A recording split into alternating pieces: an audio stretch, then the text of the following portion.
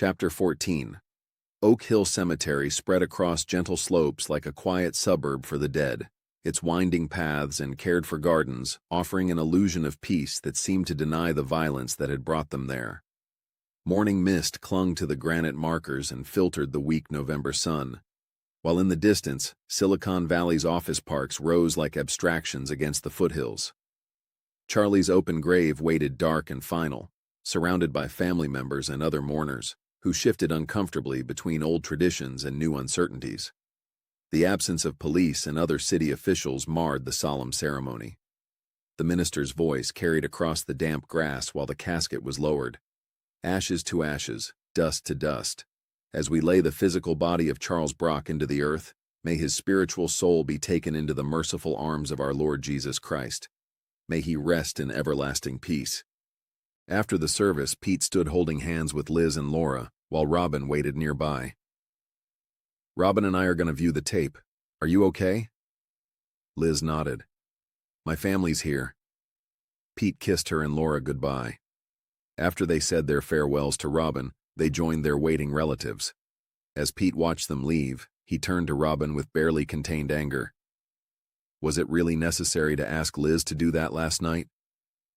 "You think I enjoyed seeing you two together?" she snapped back, starting to walk away. He followed. "We still gonna look at the tape?" Without turning, she nodded. "Yes." "Have you noticed we're being watched?" She turned as he motioned with his eyes. "There's Nelson and Jones." Robin saw them in the distance. "But I can't figure out who the other guy is," Pete added. Robin asked, "Where?" "Over there. The big guy trying to hide behind a small tree." Robin said, surprised, "That's Dr. Leeds." "Shit, we can't let Nelson and Jones see him," Pete thought quickly. "We'll split up. I'll keep him busy. You get the doc over to your place." His brief goodbye kiss left her staring after him as he walked away. Pete approached Nelson and Jones atop the hillside, their cold cop stares greeting him. Nelson's was particularly venomous. Pete asked, "What are you doing here?" "We're doing our job," Jones replied. "That's all you got to say?" "How about some advice?" Nelson offered. Pete waited. "If you value your career, stay away from the bitch." Pete moved closer. "How would you like it if I called your wife that?" "Now that wouldn't be the same. One fuck doesn't make a marriage." Pete launched himself at Nelson, headbutting him in the chest. Nelson slammed back against a tree, caught his breath, and charged Pete. They tumbled down the hill together as Jones gave chase. In a nearby grove, Robin approached Leeds, still poorly concealed, and covertly spoke to him. "Dr. Leeds, we have to get away from here. There are policemen watching us." "Relax. Your friend makes one hell of a diversion." Robin turned to see Pete and Nelson wrestling on the ground while Jones tried to separate them. She grabbed Leeds's large hand and hurried him to her car. Back at Robin's house, they crowded around the TV. Pete's face was bruised and his shirt torn as Robin worked the remote. On the screen, they watched Pete at the computer, rhythmic flashes of light pulsing from the monitor. "This pulsing light seems to have a hypnotic effect," Robin observed. "How could it affect me so quickly?" "You're going too fast. Go back, go back," Leeds interrupted. Robin asked, "Why?" "Give me that." Leeds grabbed the remote.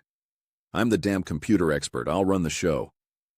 Robin fumed as Leeds rewound the tape, muttering, "Taping at slow speed severely reduced the image quality, and using this inferior television and VCR. That's just more limitations. I doubt we're going to learn a whole hell of a lot." Robin and Pete exchanged glances as Leeds stopped the tape, then advanced it frame by frame. "Here, see that faint light?"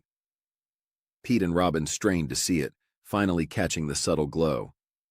"It begins subliminally, sneaks up on you." He sped up the tape, then returned to real time. "Here." Pete appears to be in a semi-conscious state. He informs the computer of this fact by this cryptic letter grouping. And now, the computer becomes more brazen, and the flashes intensify. It's programmed to keep itself concealed until the subject is under its control. Robin snatched the remote as Leeds fast-forwarded. Switching back to real time, she continued. Now the interaction increases. Pete's motor skills appear normal, even though he's in a trance-like state. I can't type that fast. The computer's controlling you, Leeds responded. What am I typing? It's all nonsense. Not to the computer. Leeds suddenly focused on something new. That is a very intense high-resolution video screen. That's not Walter's original monitor. You bought a new lock for your lab. Why? Pete asked. Someone broke into it. Understanding dawned on Leeds's face. Nothing was taken. The next day, Walters started this irrational argument with me. Then packed up his computer and took it home. How come you went into hiding? Leeds offered a derisive smirk. I'm surprised you two hotshots haven't spotted the connection. The lab's not far from the mall. I'm damn sure Walters was on his way to kill me. I had to get away. Figure out what the hell was going on. Who was behind it? Pete asked. Do you suspect someone? Don't know. But if I look inside, I might be able to tell by the circuit design. Would that ruin it as a working model? Robin asked. That's possible. Leeds considered. First, I should study this tape on better equipment. I'd like to borrow it for a day. Robin said, Not without us. Leeds scowled. We have to go to San Francisco. No problem. The tape recaptured their attention as on-screen Pete became hyperactive, working at blazing speed, sweating, muscles bulging, eyes crazed. Then he stopped. Breathing heavily, he waited. The first legible message appeared. Kill your partner. Pete went pale.